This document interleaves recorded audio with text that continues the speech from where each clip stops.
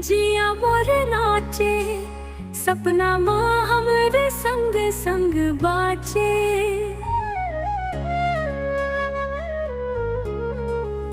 नदी किनारे रेंग थे पीरित के पवन, तोर माया के छाँव मोर जीवन के धन। जो भी मौला बता दे तोर दिल के भाखा, पीरित के ये नाता तोर संग बांधा।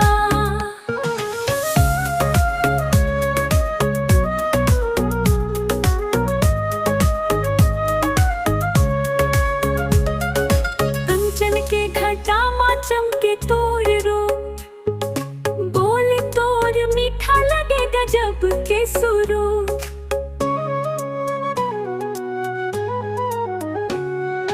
महुआ के बगिया माँ खुशबू तोर आए, तोला देख के मोर मन मुस्काए।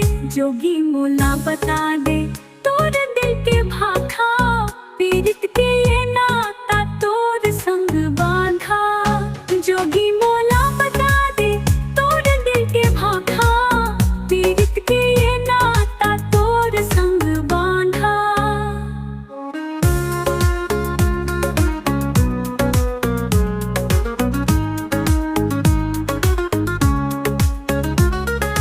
फुलवारी के फूल तोर नाम जपे, मोर माया तोला हरदम लोर बरसे।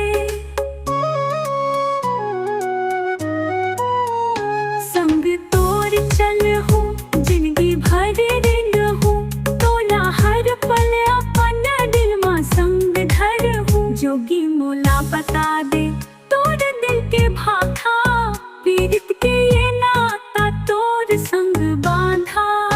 जोगी मोला बता दे तोर दिल के भाखा, पीरित के ये नाता तोर संग बांधा।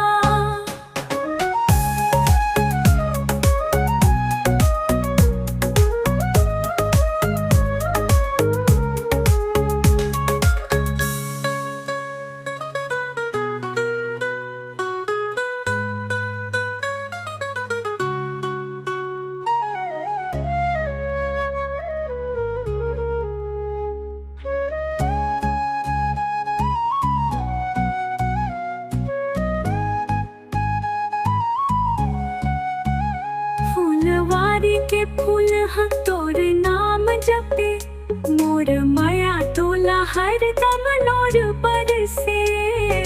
संग तोर चल हूँ जिंदगी भर रेंग हूँ, तोला हर पल अपन दिल माँ संग धर हूँ। जोगी मोला बता दे तोर दिल के भाखा, पीरित के ये नाता तोर संग बांधा।